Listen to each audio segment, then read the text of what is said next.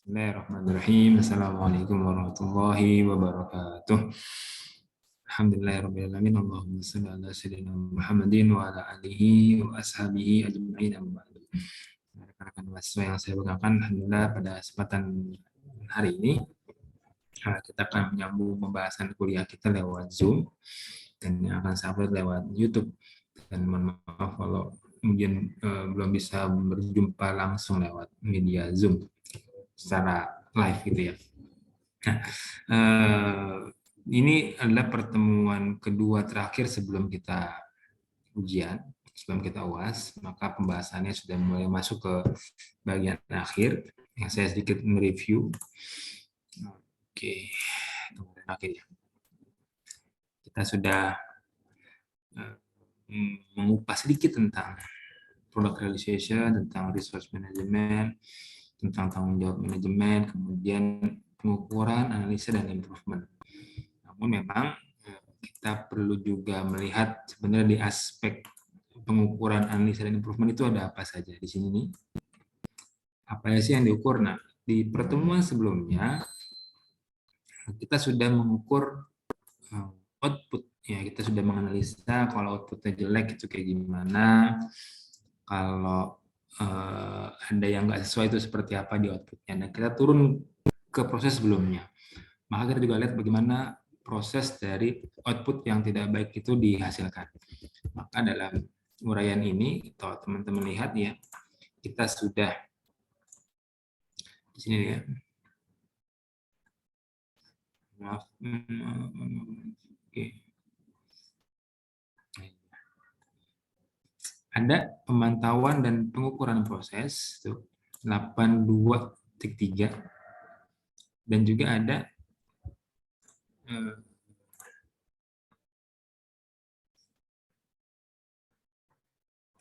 bawah ya produk dia pemantauan dan pengukuran produk.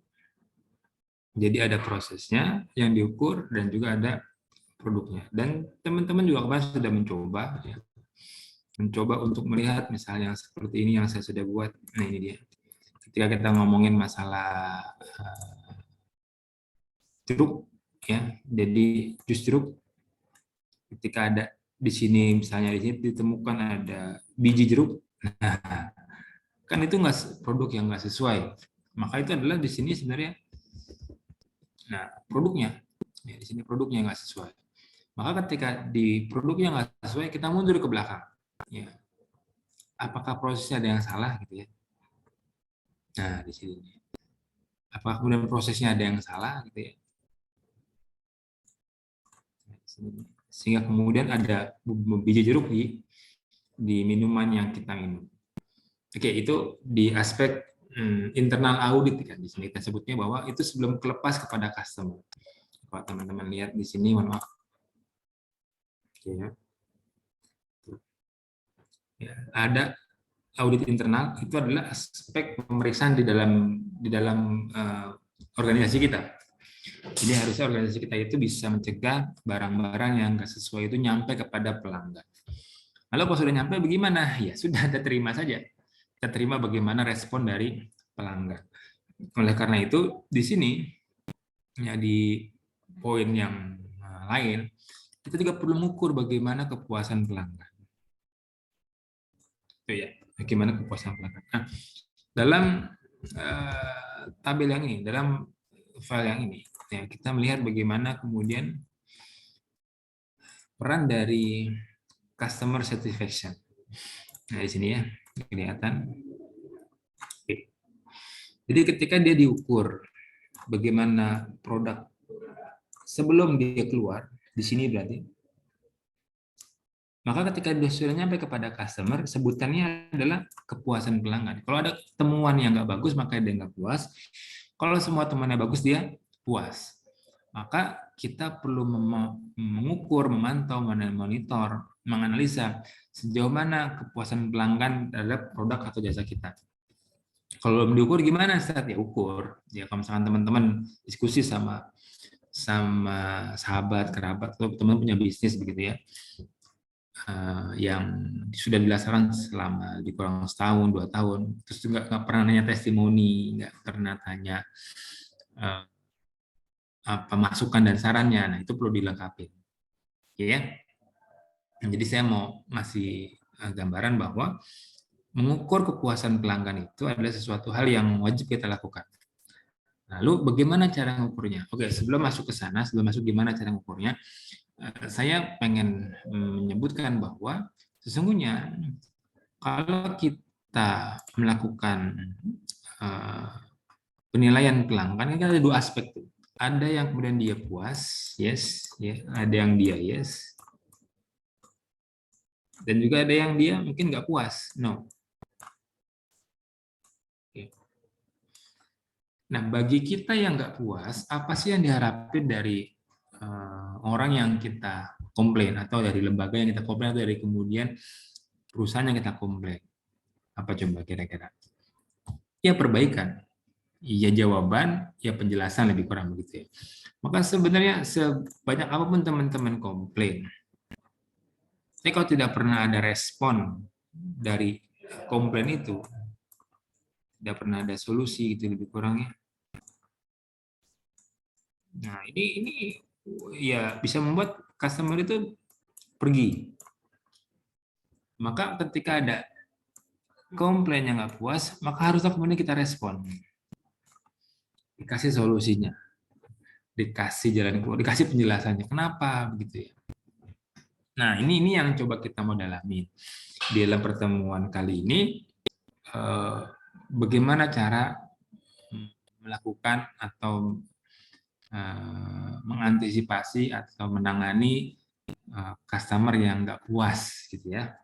Maka jangan cuma didiemin, harus dikasih solusi. Oke, ini saya coba jelaskan dulu sedikit di sini.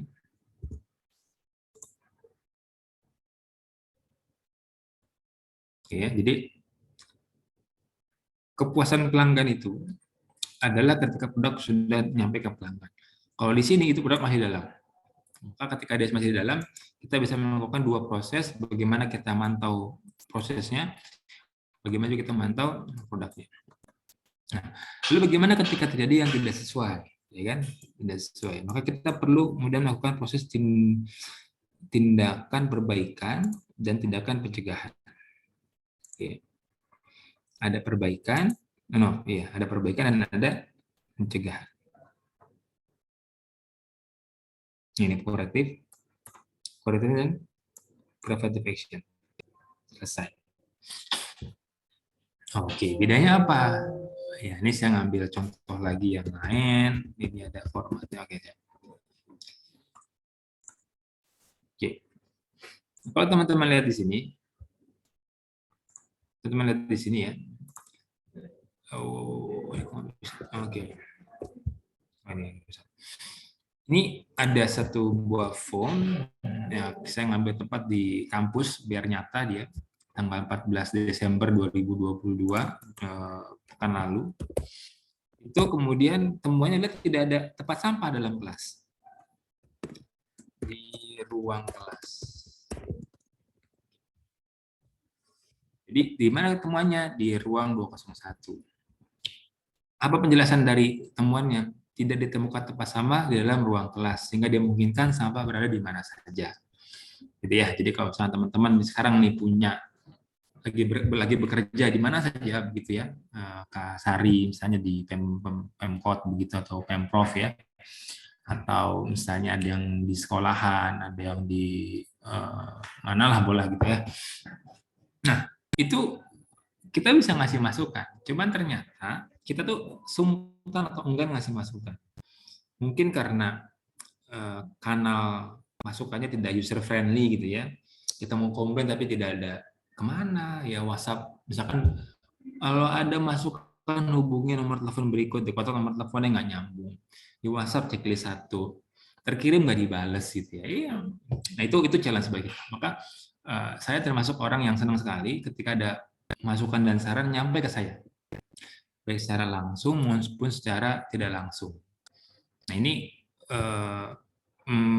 mencirikan bahwa tidak ada gap, tidak ada jarak antara customer dengan ya penyedia jasa begitu. Misalnya teman-teman komplain ke saya atau ngasih masukan itu, kalau teman-teman melakukan hal itu saya apresiasi gitu ya. Nggak akan saya tandain juga nilainya berapa. Nah, tapi banyak sekali orang yang kemudian akhirnya ngomong di belakang karena dia sungkan menyampaikan masukan dan sarannya. Nah, saya termasuk orang yang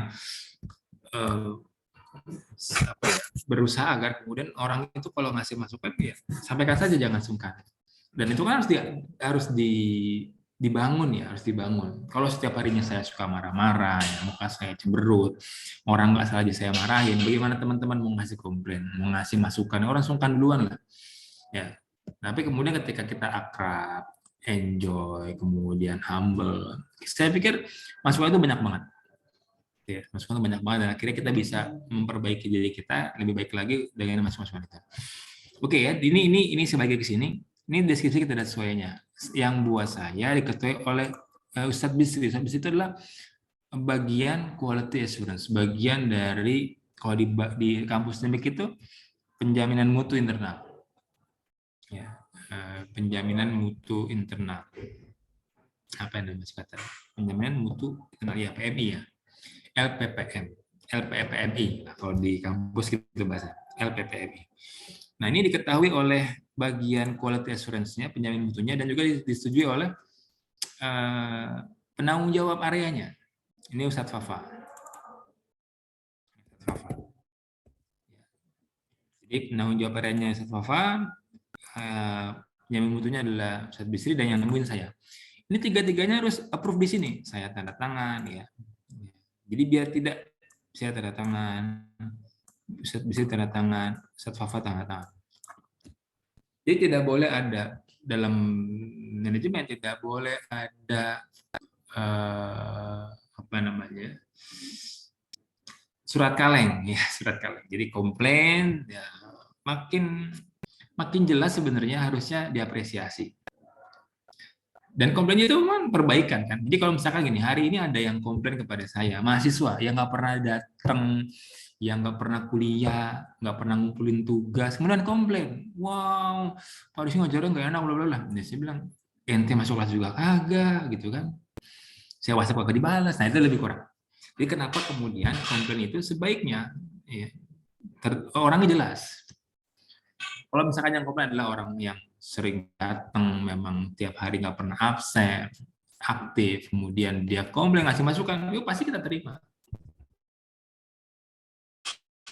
Pasti temuannya itu benar gitu kan, ya, pasti temuannya benar. Misalkan ini di akhir kuliah saya misalnya nanti teman-teman ngasih masukan, Rizky ngomongnya terlalu cepat misalnya begitu, maka ketika itu datang dari teman-teman yang selalu datang kuliah, saya oh iya berarti benar nih saya terlalu cepat dalam artikulasi suaranya. Nah itu kan clear ya, dan diketahui lah kemudian oleh LPPM gitu kan, dan kemudian disetujui oleh kalau sebagai dosen maka bagian kurikulum ya, bagian akademik gitu kan. Rekomendasinya tahun depan Rizky nggak boleh ngajar lagi misalkan. Itu oke, tadi saya belum nyampe ke sana ya. Ini baru dalam aspek bahwa ketidaksesuaian itu harus diketahui oleh pihak-pihak yang terkait. Jadi kalau misalnya ada komplain masuk ke nomor telepon, kemudian teman-teman tidak dapat reply-nya, maka sebenarnya komplain itu didemin aja. Ya, nah, saya sih ngelihatnya sederhana saja. Atau yang kedua, tidak ada perbaikannya. Ya, kita nggak apa-apa lah nggak dikonfirm nggak jadi masalah. Kita bilang ini antrian SPBU terlalu panjang hari ini. Dan itu kan setiap hari SPBU itu ngantri. Dan sebelahnya anehnya sebelahnya itu kosong dan tidak diurai gitu. Maka nih ciri-ciri dari komplain kita nggak dibahas atau tidak diindahkan gitu ya. Oke, setelah ini kita masuk kepada aspek yang kedua di proses temuan ini, masukan dan saran atau komplain customer, yaitu di aspek perbaikannya gimana. Ya. Nah, ini memang perlu pendalaman. Apakah tempat sampah di sana itu, nah tadi poin yang kecil. Gimana nggak ada tempat sampah, jadi solusi gimana ya? Si disediain tempat sampah, sesederhana itu. Maka kemudian batas perbaikan itu tidak boleh lama. Kalau teman-teman lihat di sini, ini batas perbaikannya hanya lebih kurang seminggu. Ini 14 Desember, ditemukannya tanggal 4, ditemukan 14 Desember, diperbaiki tanggal 21 Desember. Oke. Jadi perbaikan itu cepat sama orang ngobatin. Kan orang ngobatin itu dia batuk, kasih obat batuk, sembuh. Ya, maka perbaikan itu durasinya nggak perlu lama. Nah, batuk kan 3 hari ya. 3 hari bilang gini dokter, ibu kalau 3 hari anaknya nggak sembuh, balik lagi ya, kita periksa lagi. Kira-kira begitulah perbaikan. Misalnya ditemukan hari ini nggak ada tong sampah, maka maksimal seminggu itu sudah ada tong sampah. Ya. Lalu bedanya dengan pencegahan apa? Oke. Pencegahan itu dia lebih lama durasinya. Maka di sini saya kasih waktu 1 bulan. Bahkan ada perbaikan yang sifatnya 1 tahun. Kasih jarak setahun atau bahkan 6 bulan, 6 bulan sampai setahun. Itu dikasih durasinya setahun. Kok lama ya? Karena memang pencegahan itu menyangkut dari aspek edukasi, pelatihan, training gitu ya. Contohnya. Jadi ketika kemudian dievaluasi, kenapa kok nggak ada tong sampah dalam kelas? Pernah ada Pak, tapi hilang. Oke, berarti kasih keterangan. Tidak boleh membuang. Oke. Tidak diperkenakan menggeser tempat sampah. Nah, itu kan kurang. Pak, kalau ada tong sampah dalam ruangan bau, Pak. Oke, berarti yang kedua tidak boleh membuang sampah basah dalam kelas. Dibuat ini bawahnya. Ya. Tidak boleh buang sampah dalam kelas. Itu dibuat ini bawahnya. Kemudian ya cuci tiap akhir pekan. Seminggu sekali cuci. Makanya soal kayak gitu, insya Allah tong sampah kita akan selalu ada dan tidak berbau. Oke ya, jadi ini kalau kemarin di pertemuan offline saya coba dalamin, apakah teman-teman termasuk yang membuang sampah basah dicampur dengan sampah kering, gitu ya? Kan ada yang membuang sampah basah ya. Jika difahami kalau dalam kantor teman-teman itu ada tong sampah, maka di tong sampah itu pastikanlah kemudian jangan ada sampah basah, karena kalau ada sampah basah dia bisa berbau, apalagi dia tidak diambil langsung, diendapin 2 hari gitu. Itu nanti boleh dicoba di rumah, ini sebagai pengayaan saja ya, boleh coba di rumah.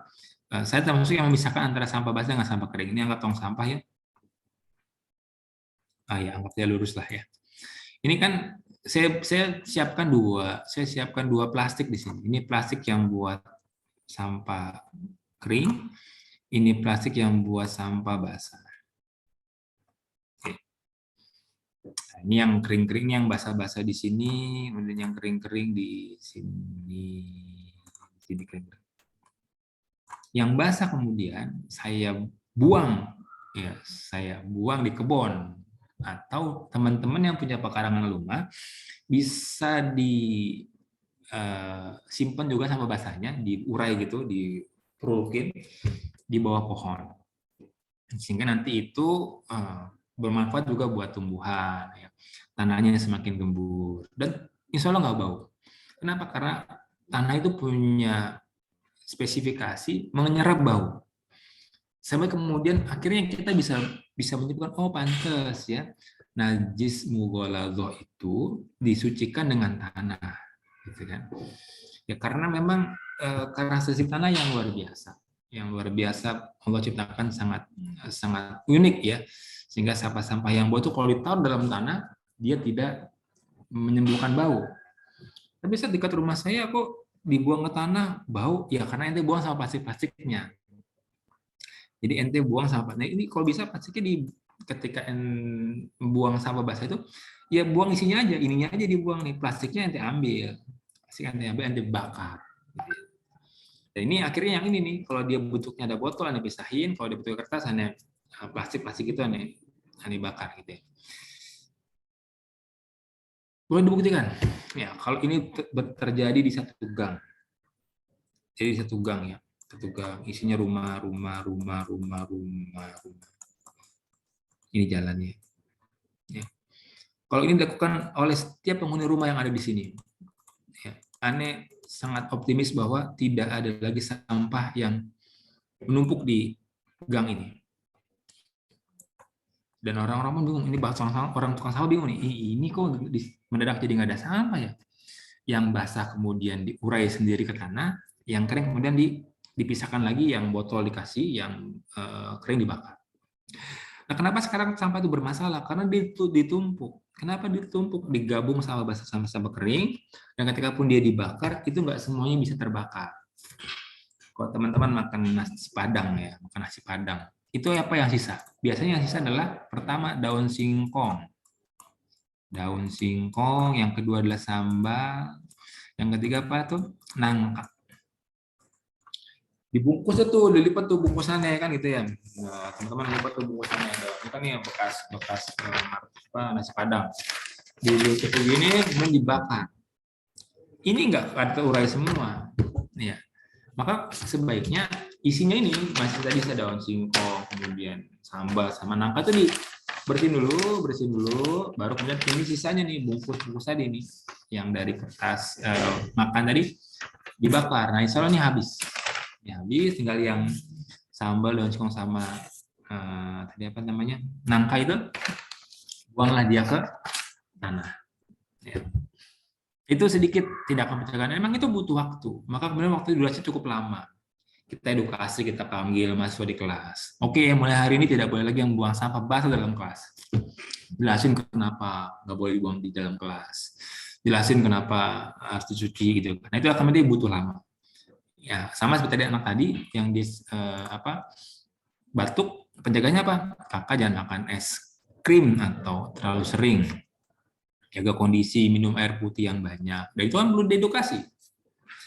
Ya, perlu diedukasi. Nah, ini bedanya antara perbaikan dan pencegahan. Oke ya, dan durasinya lebih lama dan masing-masing juga tanda tangan. Tadi sini tanda tangan, semua sudah tanda tangan, maka kasus ini close, gitu kan. Ketika close, report ke orangnya. Setelah ini sudah selesai ya, sudah efektif. Ya, jadi perbaikannya efektif, pencegahannya efektif. Gitu.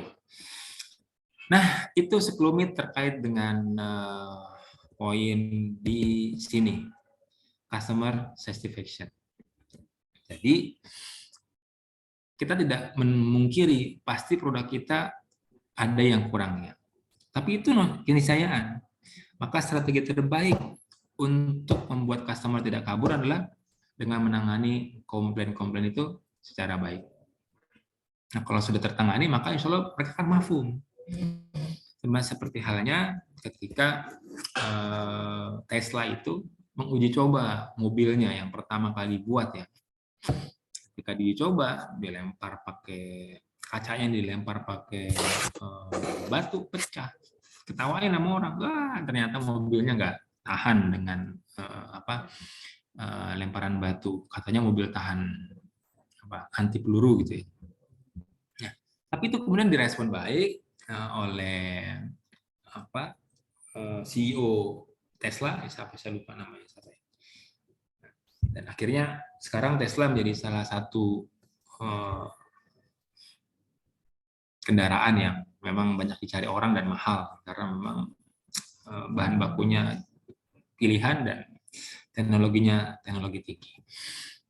Begitu rekan-rekan semua, dan pekan depan adalah pertemuan terakhir sebelum kita UAS, kita akan simulasi lagi persiapan UAS kita. Oke.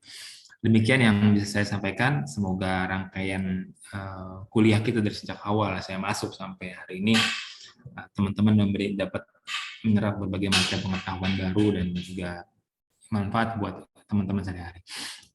Mari sama-sama kita sudah ucapkan alhamdulillah istighfar, subhanakallahumma bihamdika asyhadu an la ilaha illa anta astaghfiruka wa atubu ilaik. Assalamualaikum warahmatullahi wabarakatuh.